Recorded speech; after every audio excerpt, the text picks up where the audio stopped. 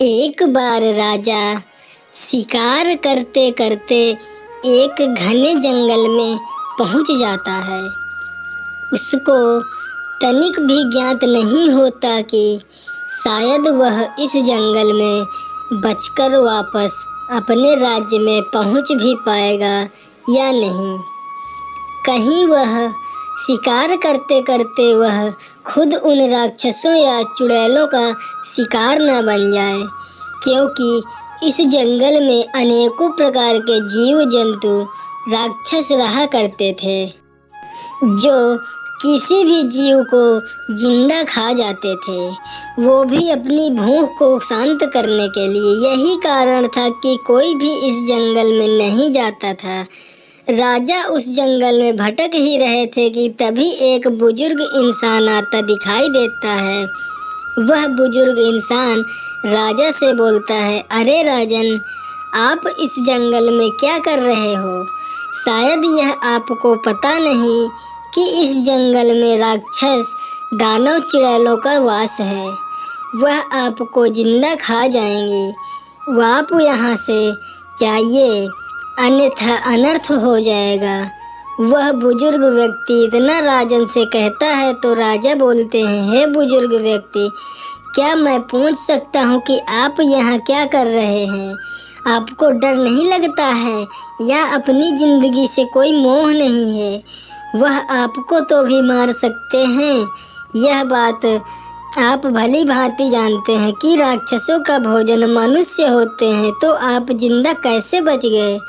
जब राजा की इतनी बात उस बुजुर्ग व्यक्ति से कहता है तो वह बुजुर्ग इंसान बोलता है, राजन, राक्षस किसी भी बुजुर्ग व्यक्ति का शिकार नहीं करते हैं। वह अच्छे ताजे व्यक्ति का मांस खाना पसंद करते हैं। इसलिए मैं आपको सचेत करता हूँ कि आप इस जंगल से लौट जाएं।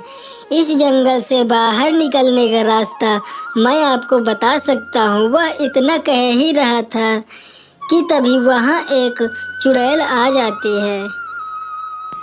वह राजा और बुजुर्ग व्यक्ति को देखती है तो वह बोलती है, अच्छा, तो तू इस जंगल से बाहर निकलने का रास्ता राजा को बता रहा है।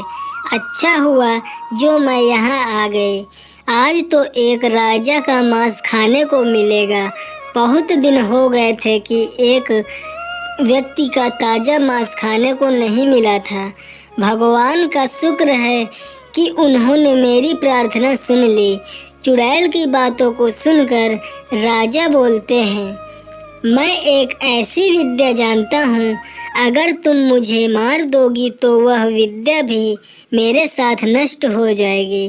अतः मैं चाहता हूँ कि तुम मुझे मारने से पहले मैं तुमको तुम्हारे पापों से मुक्ति दिलाना चाहता हूँ।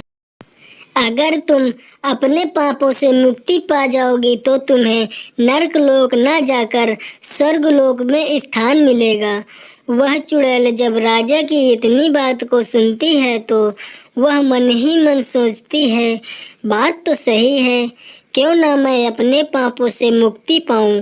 मैंने बहुत पाप किए हैं। इतना सोचकर वह राजा से बोलती है, हे राजन, मैं अपने पापों से मुक्ति पाना चाहती हूँ, इसीलिए मुझे वह विद्या बता दो जिससे कि मैं पाप की भागीदार ना बनूं। इस प्रकार राजा उस चुड़ैल को उस विद्या में राम राम जपना बता देता है और वहाँ से अपने राज्य चला जाता है। और चुड़ैल भी हर रोज राम राम का नाम जपना शुरू कर देती है।